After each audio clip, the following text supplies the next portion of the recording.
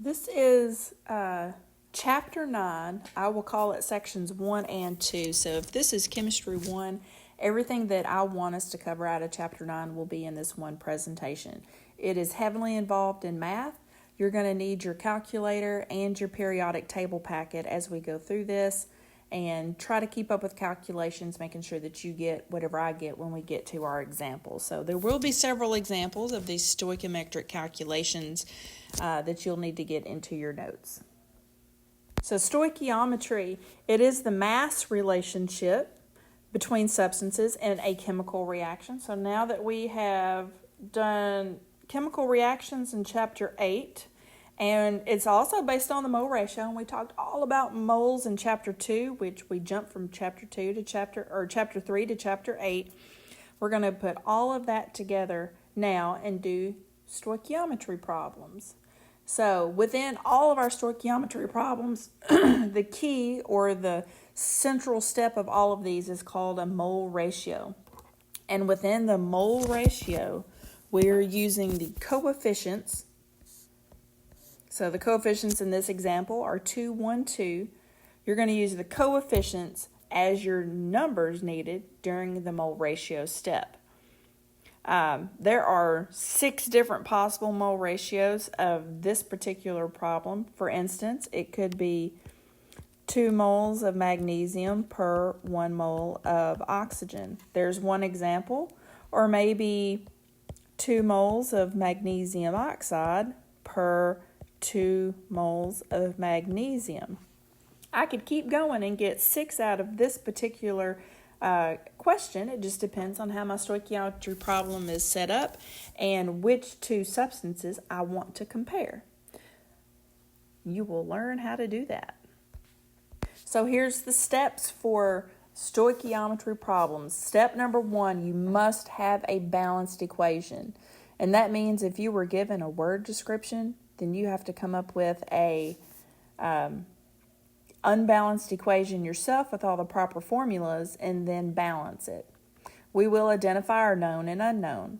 The known is the given information in the product. The unknown is, well, what is the question actually asking us to find? And I'll show you the difference between known and unknown as we go through examples. And then we start lining up conversion factors. I'm going to list to you 4 possible conversion factors that you'll see as we're going through stoichiometry problems in this chapter, with the first one being in every single one, and that's our mole ratio. So mole ratio does compare moles to moles of 2 different substances. You've seen molar mass before. It compares moles and grams. The next 2 are going to be new to you. Molarity compares moles in liters of solution, whereas molar volume compares moles in liters of gas. And see what all of these have in common is the mole. So the mole, even what we did in Chapter 3, now we're here in Chapter 9, the mole will be the central step to any of the stoichiometry problems that we do. Now what I'm going to do here is I'm going to take these 4 conversion factors and I'm going to actually set them up as conversion factors so that you can see what they might look like in a grid. So we'll start off with our mole ratio. And again, the mole ratio, that one is key to everything that we do here within stoichiometry. The mole ratio, that is moles of unknown over moles of known. Now, the numbers that are used for the mole ratio, out front, you would have a number here and a number here, and it's always, well, where do you get these numbers from? The numbers that go with the mole ratio are your coefficients within your balanced equation. So when you're making your notes and you write out a C and a C, if you can't remember that means coefficient, then make yourself an extra note in your notes. So C, it's the coefficients within a balanced equation. The next one was molar mass. You have already seen molar mass within Chapter 3. Molar mass is grams per mole. And again, it's understood per 1 mole. And the number that goes with grams comes from the periodic table. So again, you have already seen this one before. That should be nothing new for you. The next one is going to be new, and it is molarity. Molarity, we will use a capital M to denote molarity. And the units that go with molarity are moles per liter. And this is dealing with a solution. That means something in the liquid phase. So a solution. This time in the denominator, it's so many moles per 1 liter. So 1 liter, the 1 goes there. But what number would go with moles on top? This value is typically going to be given within the problem. So the number with moles would be given within the problem, but you might see within a problem something listed like 1.2 capital M NaCl or NaOH. Well, that capital M means moles, and you would just write it down in your notes as 1.2 moles per liter. That's how it translates. And then the last one we were looking at was molar volume. Molar volume is dealing with a gas. So molarity is a solution, something in liquid form. Molar volume is going to be gas. And I can tell you within the problems we're going to do for this chapter, just because I'm going to try not to confuse you too much. If I ever give you a problem that has molarity, then molar volume will not be part of it. If I ever give you a problem dealing with a gas and molar volume is being used, then molarity will not be a part of it. And the reason why I say that is because the units are essentially the same, they're just flipped. So instead of mole per liter like molarity is, it's liter per mole for molar volume. And again, that understood one goes there at the bottom for molar volume.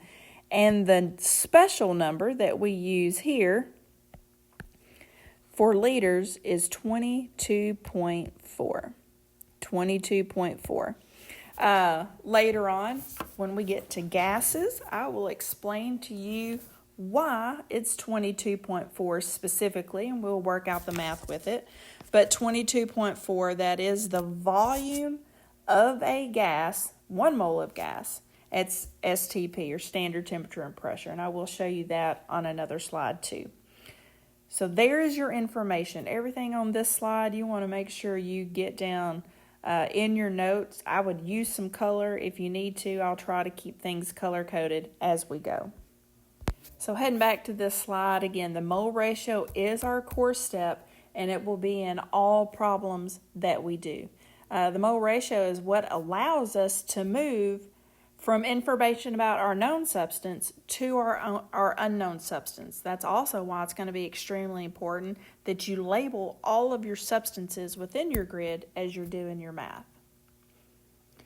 Now, molar volume, we looked at it, the 22.4 liters per mole. Again, if you have 1 mole of a gas at standard temperature and pressure, it will occupy 22.4 liters of space. That is its volume. So that is a standard number that we will use when we're dealing with molar volumes of gases for this chapter.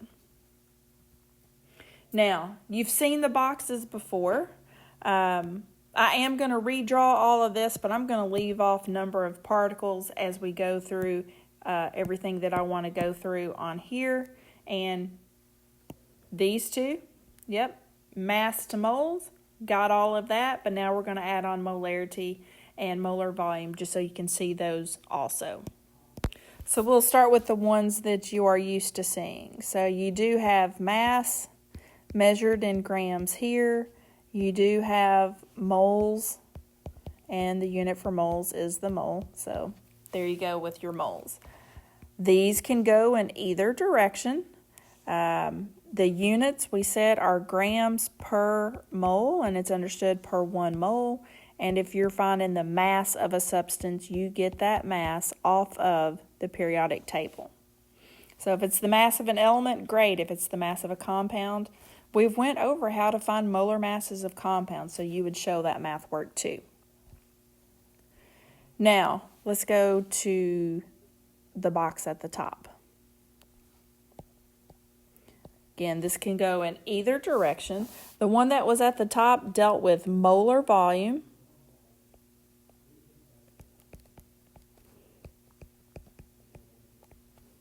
So molar volume, the units for it were liters per mole, and it was, again, understood per 1 mole, but the number that went with liters was 22.4.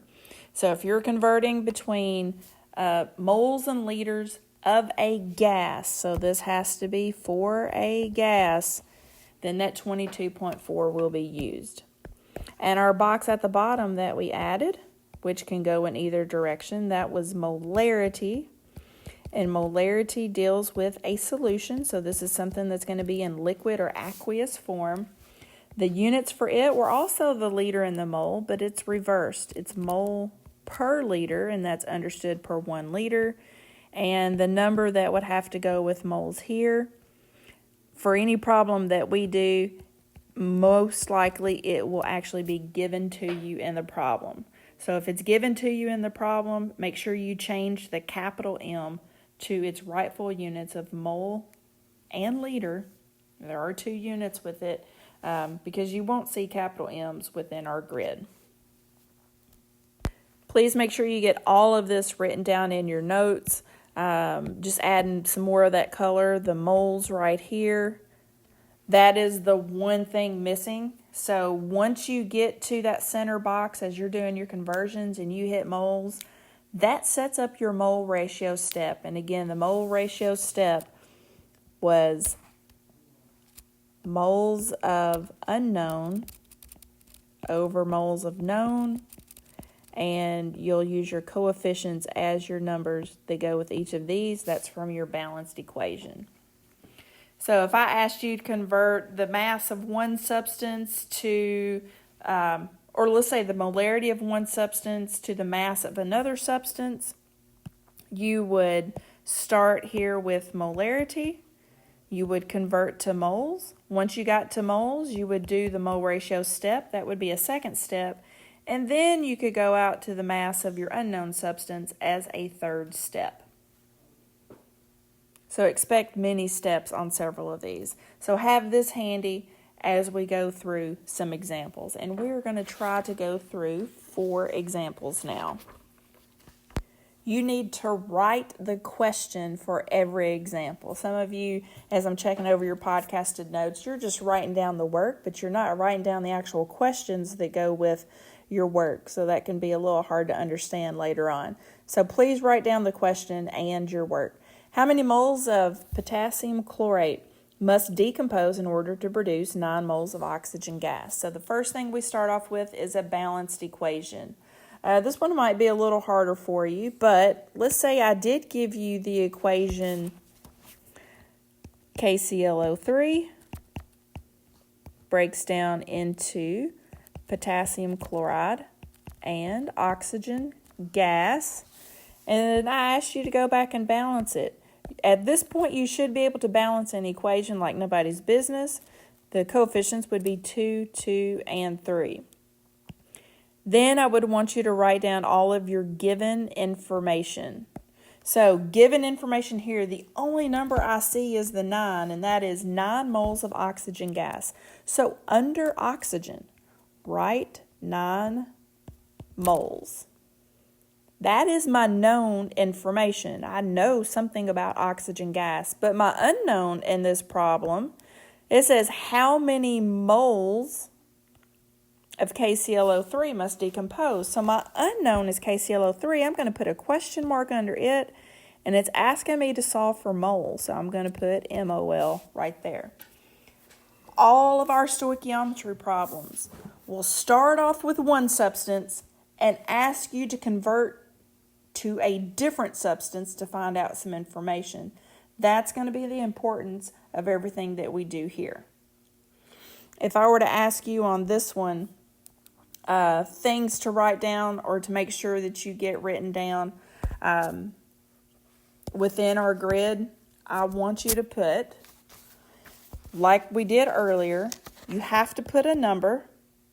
you need to put a unit, and you need to label the substance or compound or element that is given. So I'm just going to put compound right there. And whatever unit and compound is here will be repeated right down here. They will match up. So we are ready to solve this. I want you to be looking back at your chart that you've got with all of your boxes. This is asking us to move from moles to moles. That is a one-step process. We put our given information in first. I know that I have 9 moles of oxygen gas, so I have labeled my number, my unit, and my substance. Moles of oxygen has to be repeated here at the denominator. That is moles of known. Anytime you have moles of known in the denominator, you're automatically going to set up your mole ratio step and put moles of your unknown, that's my question mark, KClO3, moles of unknown in your numerator. The coefficients are used here within my mole ratio step. So I'll put the 3 with our oxygen, the 2 with potassium chlorate. I notice that these units cancel. I'm left with moles of KClO3, and my problem does say find out how many moles of KClO3 must break down or decompose. And I'm ready to do my math. 9 times 2 divided by 3 will give you your answer. This PowerPoint will stick with significant figures for the most part. Again, depending on what class you're in, might not be too picky about the significant figures. Make sure that you can get a final answer of 6 moles of potassium chlorate. Moving on to our next example, we're going to use the same equation, and we're looking at how many grams of potassium chlorate are required to produce 9 liters of oxygen at STP. So if I were to label my given information, I have 9 liters of oxygen, that's gas. Ooh, notice it says at STP here. If you see STP for this chapter, that is a giveaway. You're working with a gas, and more than likely you're going to be dealing with molar volume, which is dealing with a gas. And it says how many grams of KClO3 are required. So our unknown, again, is KClO3. This time, we are moving from liters to grams. If you think about your boxes, you had molar volume here at the top, you had moles right there in the middle, then you had grams. So here's how many steps this problem will be. It will be 1 step to get from molar volume to moles. While we're at moles, that next step has to be your mole ratio. And then your third step, we can finally move to grams. That'll be a third step. So you will have 3 steps in this problem. If you can figure out how many steps your problem's going to be before you ever get started and set up your grid, that's honestly half the battle. And we will continue to follow the units. So we are ready to get started on this. We said that this was going to be 3 steps. Again, I don't count the given as a step. So there's 1, 2, and 3. Label everything that you have. Our given, we have 9 liters of O2. Again, whatever we have here must be repeated right down here, which is liters of O2. Our next box after molar volume or liters is moles, so we do go from liters to moles of O2. Those units match up with molar volume. I see moles, I see liters. And if you go back and you look at your molar volume, it is, I'm trying to make sure I stick with the same units that I was dealing with earlier. It is 22.4 liters per 1 mole. 22.4 liters per 1 mole. And I'm going to go ahead and go over that in case you can't see the 22.4 well. Those units cancel. I'm left with moles of oxygen, which must be repeated at the bottom. So moles of O2. That gets us to our central box, which means ding, ding, ding. It is time for the mole ratio. That's moles of known in the denominator, so moles of unknown must go in the numerator. My unknown is the KClO3. That's where my question mark is at. And it is time to use our coefficients. Again, a 2 goes with KClO3. A 3 goes with the oxygen. There are the coefficients, and those units cancel. I'm left with moles of KClO3, which I have to keep going because I'm trying to get to grams of KClO3. So again, those units are repeated here at the bottom because I got to get rid of them. And I am moving from the central box, which is moles, out to the left, which is grams. So grams is going to be right up here at the top. And if you look back at your numbers there, the number that goes with grams is from the periodic table. And you're going to have to calculate the mass of KClO3. Well, as I'm looking at my periodic table, I only have one potassium, that's 39.10. I have one chlorine, which is 35.45, and I have 3 oxygens, each of those at 16. When you do your molar mass calculation, you should get 122.55, and we are ready to do our math. So everything above this line is multiplied. So 9 times 1 times 2 times 122.55. Everything below that line you divide. So divide by 22.4, divide by 3. You can divide by 1. That won't change your answer. And you want to make sure you come up with the proper answer, which is 32.8 grams of KClO3. 32.8 grams of KClO3. Again, if I'm thinking of the boxes that I have, starting off with liters, I moved to moles. Once I got to moles, I had to do my mole ratio step, and then I went from moles to grams. So there are the 3 boxes you're seeing there, and that mole ratio step is key to every problem that we do. It will be within your stoichiometry problem at some point. In this problem, they do not give you enough information to know what the full reaction is, so I am going to go ahead and write down the reaction for you. This one will be copper plus silver nitrate, and a single replacement reaction will give you silver plus copper 2 nitrate. And again, you don't know which version of copper it is, but this is going to be copper 2 nitrate. You would have to go back and balance this reaction. So when you get your coefficients in there, it would be 1, 2, 2, 1 as your balanced reaction. If I am labeling my given information, I only see 12 grams of copper given. So we've got 12 grams of copper. And it wants to know how many grams of silver will be formed. So we're going from grams to grams. If you think about your boxes, you're starting off with grams. You have to go to moles. That's 1 step. While you're at moles, you do a mole ratio. That's 2 steps. And then you can reverse yourself back to grams for 3 steps. So this will be a 3-step setup. I will go ahead and set it up now. So I don't count the given as a step, but there's step 1, 2, and 3. So starting off with here with our given information, we have 12 grams of silver. And the grams of silver has to be repeated here at the bottom.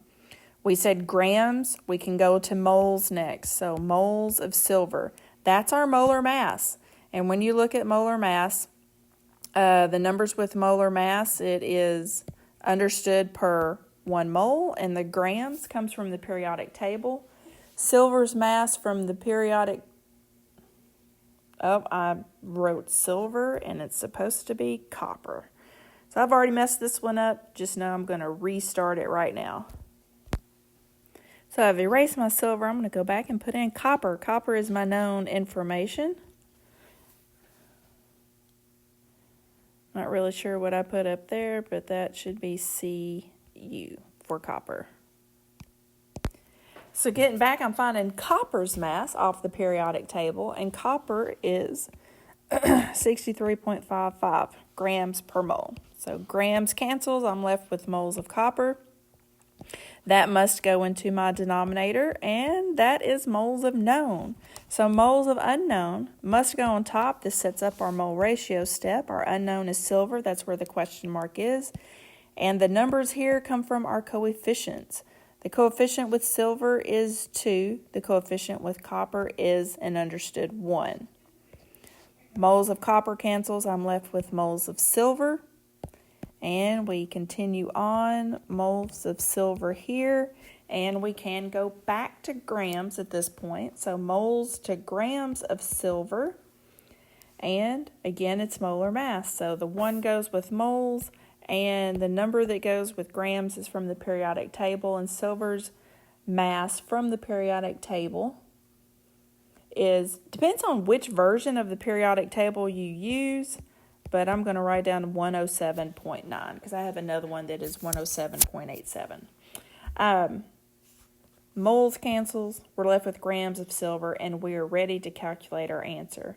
When you come up with your answer, you do need 3 significant figures in the final answer. Once you multiply everything on top, divide by any numbers that you see on bottom, final answer is 40.7 grams of silver. Something else to point out that I did point out verbally earlier is that point in which you change your substance. So as I look at this, the only point in which my substance changes is during the mole ratio step. So in this problem, my known was copper. All of my labels for the substance are copper up until the mole ratio step. And then I changed my unknown, which is silver in this problem, and it stays silver until I am finished. Because again, we can have problems that are more than 3 steps, especially if we have some SI conversions that need to happen, like milliliters to liters. Here's our last example. Again, you're making sure you write down the problems and then all the work. How many grams of copper are required to react with 1.5 liters of 0.1 molar silver nitrate? So we have 2 pieces of given information today, and both of these belong with the silver nitrate. So under silver nitrate, I'm going to write 1.5 liters. And then the 0.1 molar, remember I told you that molarity is really, if I can write, it's really moles per liter. I'm going to go ahead and write that as 0.1 moles per 1 liter, because that is how it should be written. So 0.1 moles per liter. How many grams of copper? So we are looking for the mass of copper. I see molar, that's molarity. I told you I wouldn't give you molarity and molar volume in the same problem. So if you're looking at your boxes, we're going to go from molarity to moles. Then while we're at moles, we're going to do a molar conversion and for our mole ratio step, and then we can go to grams. With the 2 pieces of given information like this, my suggestion to you is going to be start with the one that only has 1 unit associated with it. And the 1 unit associated with this is the 1.5 liters of silver nitrate. So 1.5 liters of silver nitrate, and we're ready to move on. Again, if I have liters of silver nitrate given, I need liters of silver nitrate down here, and I can go from liters to moles.